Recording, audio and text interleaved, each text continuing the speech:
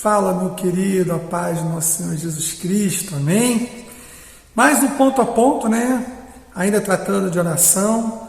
Vamos entrar no último requisito que fala antes da gente propriamente entrar na prática. É a última lição de você pensar antes de fazer oração. Claro que tem horas que você não vai ter condições de pensar, vai ter que agir. E nessa hora Deus entende, mas se você tiver a chance de refletir antes de orar, você vai ganhar muito tempo. Porque a oração ela precisa ser direcionada, a oração ela precisa usar o intelecto, a fé, a emoção, tudo junto. Queridos, o primeiro passo que a gente precisa entender de fato nessa história é a fé. Não há resposta sem fé. Não há como Deus agir na minha vida se eu não tiver fé. O próprio Deus falou isso. Se tiveres uma fé do tamanho de um grão de mostarda, direi desse monte, vai daqui para lá. O Senhor é muito claro, Ele elogiava a fé de alguém, Ele criticava a fé de alguém. Ele falou para o centurião em que grande fé esse homem tem, aquele homem que quando Jesus falou assim, eu irei na casa do teu servo, ele falou assim, não precisa ir, eu também sou um homem de autoridade, eu reconheço a tua autoridade. Se tu disseres, vá, seja curado, eu sei que meu servo vai ser. E aquilo chocou Jesus de uma forma impressionante. Um homem que estava livre da religiosidade, um cara que cria na autoridade do Filho de Deus. E ele criticou também, em dado momento, quando ele estava no barco, e a tempestade batendo, e ele descansando, os discípulos acordaram ele apavorado, e falaram, Senhor, não te importa que nós pereçamos? E Jesus falou, homem de pouca fé. Querido, é muito importante a gente compreender isso, que sem a fé Deus não vai trabalhar em nossa vida. Ele não vai trabalhar pela necessidade somente. Não é quem tem mais necessidade que Deus vai trabalhar, até porque tem o livre-arbítrio. E outra coisa, vamos supor que Deus trabalhasse pela necessidade. Ele não criaria em mim, em você, um vínculo de fé. Ele criaria um vínculo de dependência no sentido de quanto mais eu precisar, quanto mais eu tiver mal, mais eu vou ter Deus. E Deus não quer isso. Ele quer que nós alcancemos Ele através da nossa fé. E a fé vem através de um relacionamento, vem pelo ouvir a palavra de Deus. Isso é muito claro nas Escrituras. Então nós precisamos compreender isso de uma forma muito precisa. Ele não vai trabalhar de acordo com a minha necessidade. Ele vai trabalhar de acordo com a minha fé. Então, quanto mais eu chorar, quanto mais eu me espernear, quanto mais eu sofrer, não vai alterar nada a forma de Deus me tratar. Ele vai me tratar do mesmo jeito. Ele vai olhar pela fé que eu adquiri no meio dessa dor. O quanto eu mudei no meu interior e o quanto eu usei dessa dor para gerar em mim a certeza de que o nosso Deus, Ele tem atributos, todos aqueles atributos que eu citei no meu vídeo anterior. Eu preciso crer em Deus, eu não preciso ficar chorando para Deus. Claro que o chorar, a palavra diz que Deus não resiste às nossas lágrimas. É claro que Deus, Ele ama quando a gente se quebranta diante dEle, mas não é isso que vai mover a mão dEle para nossas vidas, é a fé. Sem fé é impossível agradar a Deus, sem fé é impossível alcançar aquilo que precisa ser alcançado. Logo, é muito importante você compreender essa lição. Compreenda essa lição é muito importante. Não é a necessidade que vai mover a mão de Deus, é a fé. O Wesley disse isso. A fé é o único mecanismo que move a mão de Deus. Eu concordo com o John Wesley nesse ponto. Concordo plenamente com essa frase dele. Outra coisa muito importante é o propósito disso tudo. Queridos, a gente compreende o que é importante para nós. E mesmo assim a gente erra. Quantas coisas eu fiz achando que eu estava fazendo certo e quebrei minha cara? Quantas coisas eu achei que dá tudo errado e deu tudo certo? A gente tem a gente não é onisciente, a gente não sabe todas as coisas. Inclusive me fez lembrar agora um filme chamado Todo-Poderoso, que é com o Jim Carrey e Morgan Freeman. E o Jim Carrey é um personagem que reclama de Deus, que Deus não atende ele. E em um dado momento, o Morgan Freeman, que fazia o papel de Deus, aparece a Jim Carrey e dá a ele o poder de resolver as coisas. Claro que deu tudo errado. O Jim Carrey começou a fazer um monte de pedidos aleatórios E eu vou dar alguns exemplos aqui no filme, dando um spoiler. Se você não viu esse filme e não quer spoiler, para aqui. Depois você volta pro vídeo. Mas eu vou dar um spoilerzinho.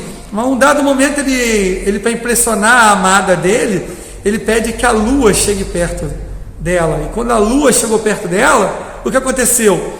As marés inundou tudo, houve uma confusão generalizada, meu querido. Ele pediu, outra coisa que ele pediu, foi nem só em benefício próprio, mas ele ordenou que todos ganhassem na loteria, que ele queria distribuir a riqueza. Só que um prêmio milionário distribuído em todo mundo que jogou, deu uma mixaria para cada um, aí houve uma quebradeira, houve uma confusão gigantesca. Ou seja, a gente não tem a dimensão do que a gente pede de fato.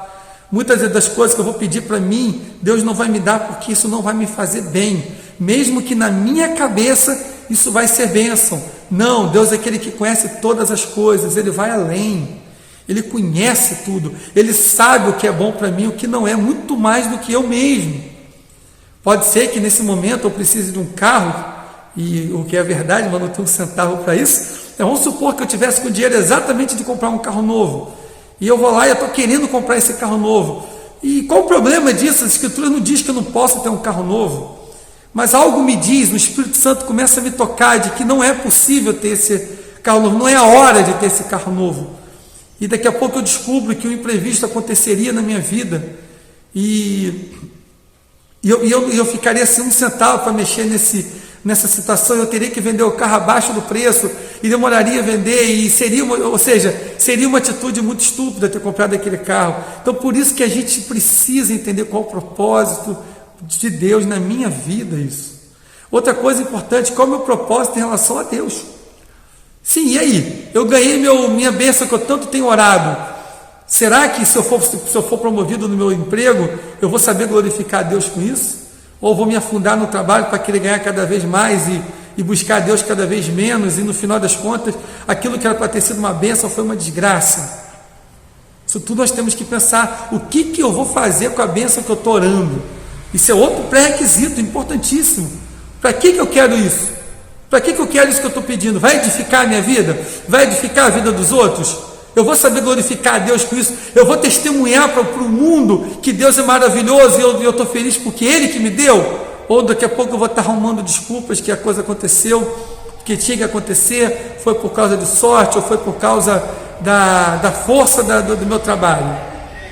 Isso tudo nós temos que parar para pensar, querido. Nós temos que trabalhar, entender, porque muitas das vezes nós somos egoístas demais nos nossos pedidos, e não entendemos o propósito disso. O próprio Morgan Freeman fala isso no filme. Ele chega para o Jim Carrey e fala: meu filho, você já reparou que a grande maioria das coisas que você pediu foi só para deleito próprio? Você só pediu coisas para se satisfazer? Irmão, nós precisamos, como cristãos verdadeiros, nós temos que mudar isso. Nós temos que entender isso, que não funciona assim. Funciona da maneira que precisa ser, um propósito para a minha vida, na vida dos outros e para Deus. Isso é fundamental. Mas, pastor, como é que eu vou saber se o que eu estou querendo é de Deus? Como eu vou saber se o que eu estou precisando está no projeto do Senhor? Como eu vou saber se está certo eu orar para aquele propósito? Tendo um contato com o Espírito Santo, tendo um relacionamento com o Espírito Santo. Quanto menos carnal você se torna, menos carnal vai se tornar os seus pedidos. Quanto mais você busca o Espírito Santo, mais Ele vai te conceder sabedoria para você pedir. Quanto mais você vai buscar o Espírito Santo, mais o Espírito Santo vai te dar sinais claros se aquilo ali é de Deus ou se não é, se aquilo é da vontade do Senhor ou se não é, se aquilo há uma necessidade de continuar pedindo, se também se não há uma necessidade no meu coração ser mudado para que aquela bênção chegue para mim. Talvez eu estou pedindo algo, o Espírito Santo vai dizer: isso só não chegou porque o teu coração não está preparado para isso. Então prepare o seu coração, tira a vaidade, o orgulho, tira as coisas que estão impedindo o agir de Deus. Isso é muito, muito importante. Só o Espírito Santo pode fazer isso, meu irmão, minha irmã. Analise, pense, busque, ore, clame, jejue. Faça muito. O jejum é uma coisa extremamente importante. De novo, eu falo isso muito na minha igreja. O jejum não é um voto. O jejum não é algo que você faz como voto. Você pode fazer do voto um jejum. O jejum é uma coisa que você tem que fazer diariamente. ou pelo menos uma vez por mês fazer um jejum, algo muito profundo, algo que você diz não para a sua carne. Se durante o jejum não houver uma melhora da sua vida, em todos os sentidos dentro de você, meu irmão, então tem algo errado. Então o jejum virou um regime. É muito importante você entender que o propósito do jejum é muito maior aqui dentro do que aqui fora. Então, meu irmão, deixa o Espírito Santo te tocar, deixa o Espírito Santo te guiar, deixa o Espírito Santo te mostrar exatamente o que Ele quer de você. Que não vai ser dando chilique para Deus, né? Ficando de mal com Deus que você vai conseguir as coisas. É pela fé. E a fé vem pelo ouvir a palavra de Deus. E a palavra de Deus é as suas escrituras, e a palavra de Deus também é a voz do Espírito Santo aqui dentro. Abre o teu coração, abre a sua mente, seja sensível a Ele, e tenho certeza que as suas orações começarão a ser respondidas.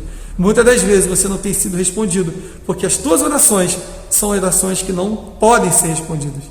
Elas vão te prejudicar, ou você também não tem fé para isso, ou o teu coração não está preparado. Analisa isso, ou escuta de novo tudo que você está ouvindo aqui. Vê se encaixa com a tua vida. Isso é um vídeo de estudo. É necessário você parar para ouvir várias e várias e várias vezes. Preste atenção e pratique tudo isso. A partir de agora nós vamos entrar nos tipos de orações.